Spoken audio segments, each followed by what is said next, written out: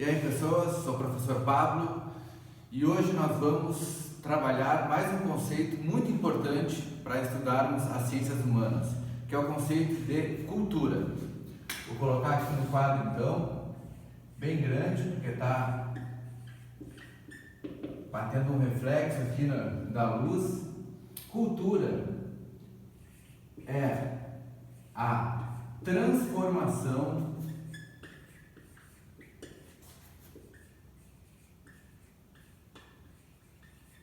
da natureza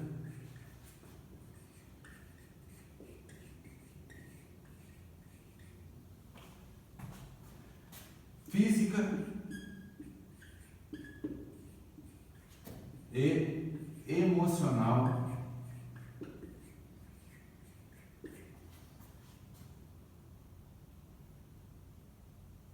em expressões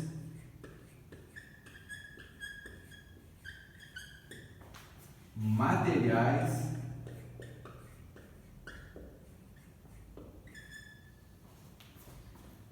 e imateriais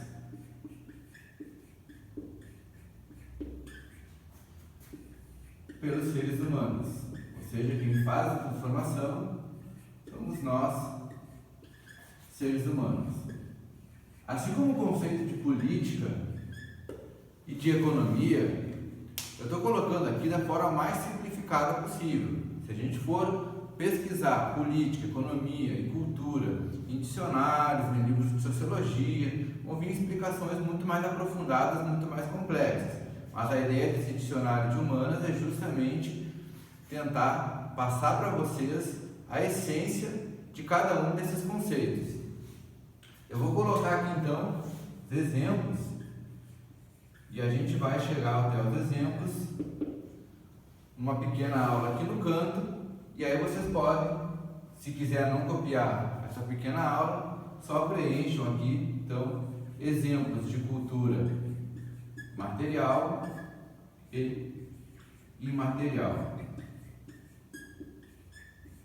Bom, o que é a natureza física? A natureza física, essa é fácil, né? Então, os animais, as plantas, o planeta, o Sol, a Lua, as estrelas dentro do planeta, os oceanos, rios, os minerais, então tudo que faz parte da natureza física, ou seja, que pode ser encostado, é a natureza física. A natureza emocional já diz respeito mais aos seres humanos, a alguns animais, e tem gente que acredita até que pode fazer parte das plantas também. Ou seja, o que é a natureza emocional? São os nossos sentimentos, não só os sentimentos, aquilo que a gente pensa, o nosso intelecto, aquilo que a gente formula a respeito do mundo. E isso não tem como encostar, não é físico, certo? Aí eu peguei essa palavrinha emocional. A gente poderia natureza espiritual, natureza intelectual, cada um vai chamar de alguma maneira, mas é tudo que faz parte da nossa natureza, mas que não pode ser encostado. Bom, o ser humano, então, historicamente, ele vai transformar essa natureza, tanto a física como a emocional, em expressões materiais e imateriais. Material é a mesma coisa, material é aquilo que a gente pode encostar, e imaterial é algo que não se encosta. A gente vai ver como é que funciona isso aí. Então a gente vai colocar aqui natureza física e natureza emocional. Como eu não tenho muito espaço, eu vou falando alguns elementos da natureza física e da natureza emocional e como é que isso se transforma em cultura material ou imaterial. Vou colocar aqui alguns poucos exemplos e aí depois a gente preenche um pouco mais aqui e vocês também podem, a partir daquilo que vocês compreenderem do assunto, colocar mais exemplos. Então, natureza física. Vamos pegar as culturas mais antigas da humanidade, já lá da época do Paleolítico. Então, são as três principais culturas, as três principais transformações que o ser humano vai fazer. O vestuário, por exemplo. Então, o ser humano vai pegar peles de animais, né, que ele encontra, ou que ele que ele encontra morto ou que ele acaba caçando e matando, retira a pele do animal, ou seja, isso é uma natureza física, a pele do animal é algo da natureza e é físico, e ele transforma em algo material. Então, por exemplo, o vestuário faz parte da cultura material.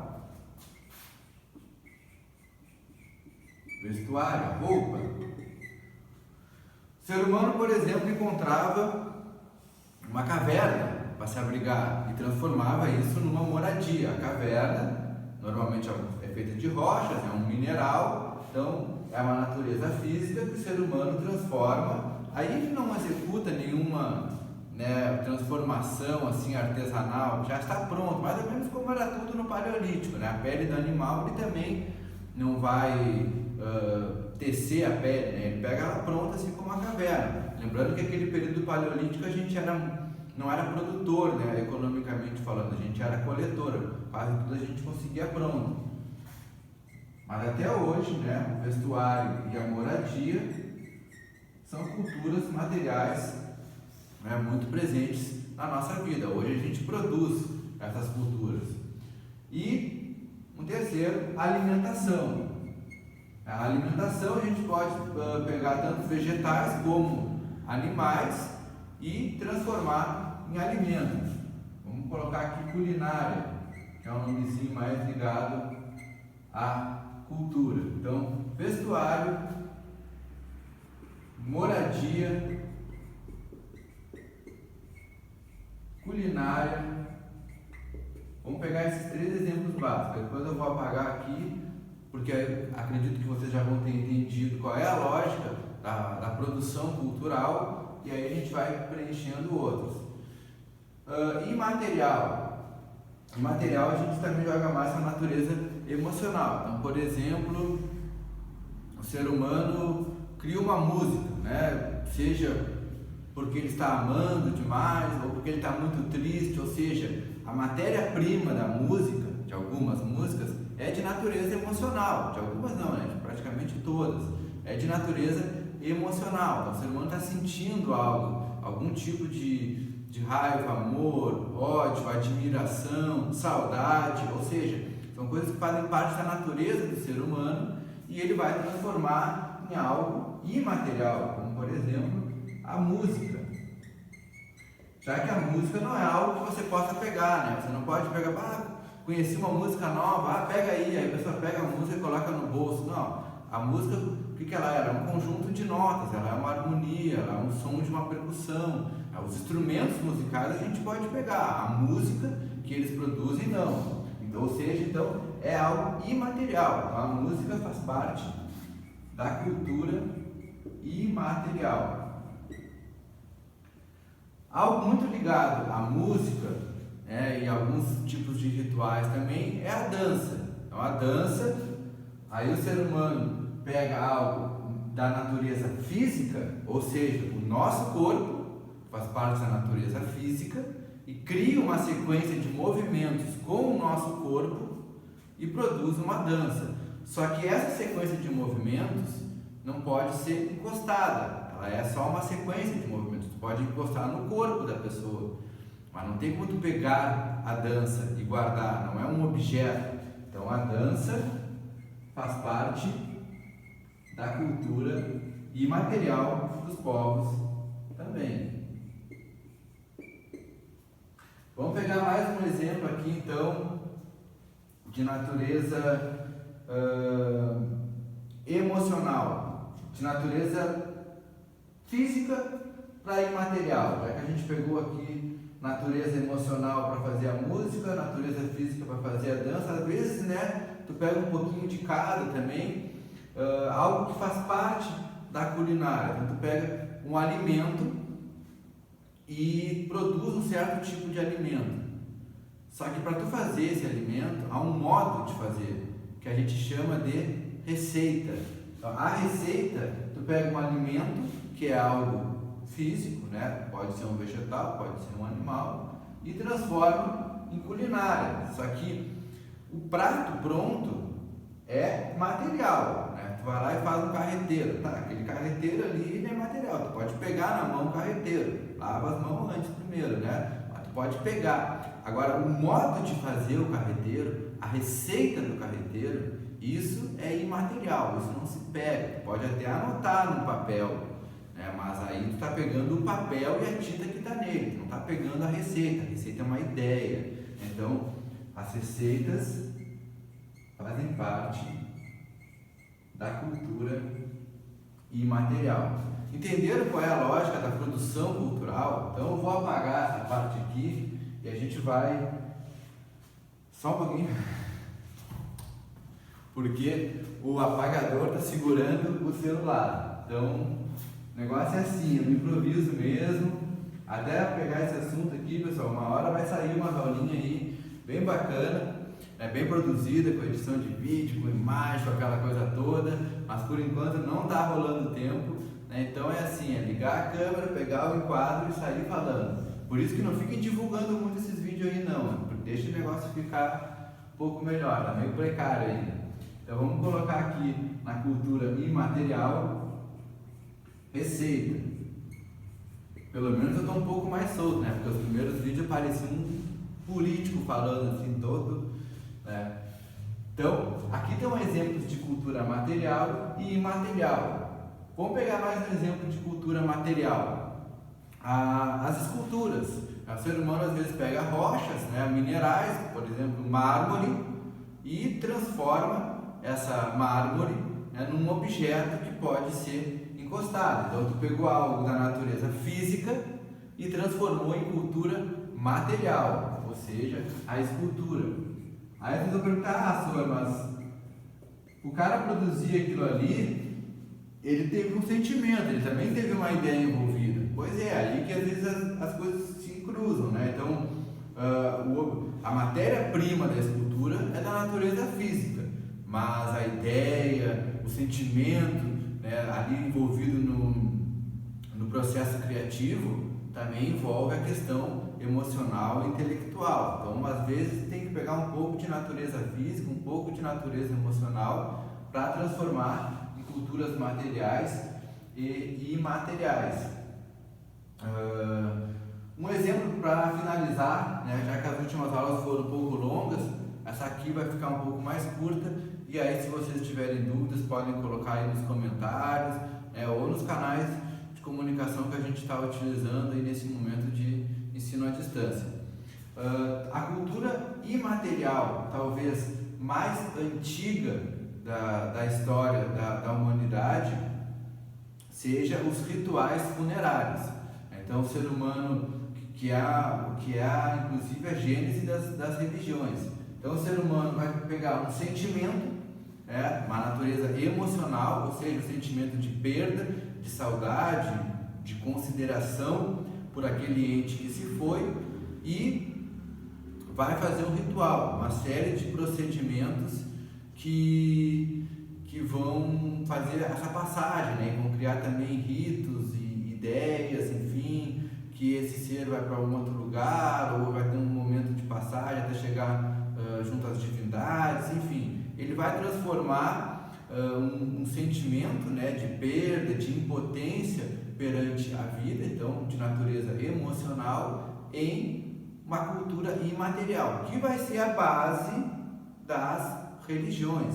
Então, em vez de colocar aqui rituais funerários, vamos colocar tudo aquilo que veio depois dessas primeiras manifestações de cultura imaterial do ser humano, ainda lá também na época do período paleolítico, também chamado por outros de pré-história. Então, a religião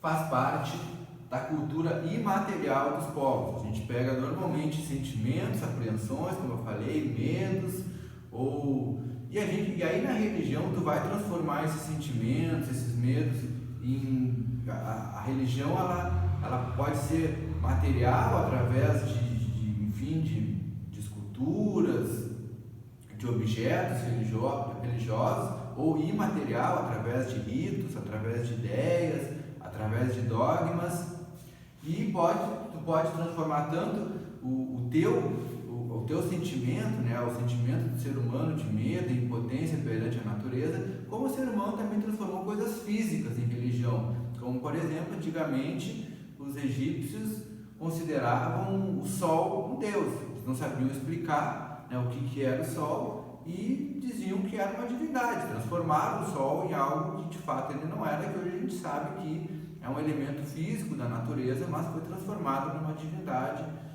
Então, é uma maneira dos seres humanos interpretarem também a natureza, não quer dizer que está errado, é uma maneira de interpretar, né? Mesmo sabendo que é algo físico agora, que não é uma divindade, mas pode dar uma importância muito grande. Então, muitas religiões ao longo da história deram significados divinos para os elementos da natureza. Então, a religião pode ser ela como expressão cultural preponderante na história da humanidade, ela pode ser a transformação de algo emocional ou físico, que nem o sol, em expressões materiais ou imateriais, como já foi falado. Eu não vou colocar aqui, mas vai fazer parte de um conceito ligado à cultura, que é o conceito de etnia, algo que também diferencia muito, né, um povo do outro, que é a língua, a linguagem. Então, o ser humano transforma uma ideia e utilizando algo físico, né, que é a nossa língua, o movimento da língua, do céu da boca, em palavras. E as palavras fazem parte. A cultura imaterial, ela nasce, a linguagem, ela nasce como cultura imaterial, né, porque a linguagem ela é falada, ninguém pega uma palavra que está sendo dita, o cara fala, e aí aí tu pega a palavra do cara, não tem como, né? Aí, claro, depois de um tempo, o ser humano transformou essa cultura imaterial da linguagem numa cultura material, escrita. Claro, a gente pode dizer que também é o papel, a caneta, enfim, né, ou a pedra talhada.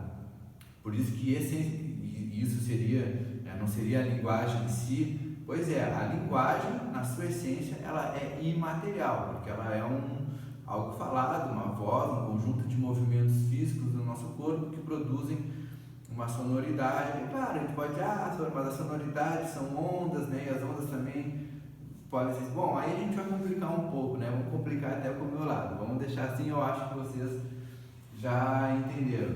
E aí, quando a gente fala em diversidade cultural, é que essa é a questão. Cada povo vai ter uma cultura diferente, por quê? Porque tem um ambiente, um espaço geográfico, um espaço natural ou geográfico diferente do outro. Então, por exemplo, vamos pegar o exemplo do Rio Grande do Sul. Por que se toma bebidas quentes no Rio Grande do Sul, como o chimarrão? Porque é um lugar frio. Então ninguém vai criar a cultura de transformar uma planta, juntando ela com uma água quente, para transformar isso num hábito, num lugar que faz muito calor, como o Nordeste brasileiro. Então lá vai ter uma outra cultura alimentar, mais ligada ao clima, né? Isso influencia muito na expressão cultural dos povos, se é frio ou se é quente, e também a natureza que tem à disposição. Não adianta tu querer criar o hábito de comer laranja todo dia, se no lugar onde tu vive as laranjas não se criam. Então, essas diferenças que existem no planeta quanto a clima, paisagens, tipo de plantas, tipos de animais, vai interferir, influenciar na produção cultural dos povos. Pegando o caso do Rio Grande do Sul, por que se come muita carne? Porque era um lugar de criação de gado, né, por fatores tanto naturais quanto históricos. Havia uma presença muito grande de gado e isso diminuía o preço, tornava a carne bem mais acessível que em outros locais. Então, os povos que se criaram nessa região adquiriram o hábito de transformar o gado, que é algo da natureza física, num alimento, numa culinária, que é algo da cultura material dos povos. E a receita para assar esse gado também, né, a receita do churrasco, como fazer um bom churrasco, é da cultura imaterial do povo gaúcho. Então é mais ou menos assim que se forma a diversidade cultural dos povos. Se a gente for imaginar todos os espaços do planeta, há uma diversidade muito grande também de natureza, de clima, e isso vai, os esquimós, por exemplo, só andam com roupas de pele, porque lá é muito frio. Qual é a base da alimentação deles? Peixe, porque é o que mais tem de carne lá, já que outros animais de grande porte, mamíferos terrestres, não se criam. Então eles vão ter uma dieta muito pautada no peixe, assim como no Japão, também, que não tem campos planos, assim como tem no Rio Grande do Sul, né? E aí é uma ilha, e aí eles adquiriram o hábito de comer peixe, tem o sushi, sashimi, enfim. Então a diversidade cultural dos povos tem muito a ver com a natureza física que os rodeia. E, claro, a natureza emocional, que também é influenciada pela natureza física. Às vezes, um lugar onde tu pega muito sol, onde tu tem alimentos em abundância, onde tu tem mares cristalinos, tu vai criar uma cultura, de repente, mais alegre, vai ter um povo um pouco mais extrovertido. Em lugares muito frios, com pouco sol, pouca luminosidade, às vezes se criam povos mais introspectivos, mais fechados, né? E aí, cara, não é uma regra, mas é uma tendência. Certo, pessoal? Então, esse é o conceito de cultura, e aqui alguns exemplos de cultura material e cultura imaterial. Perfeito? Até a próxima aula.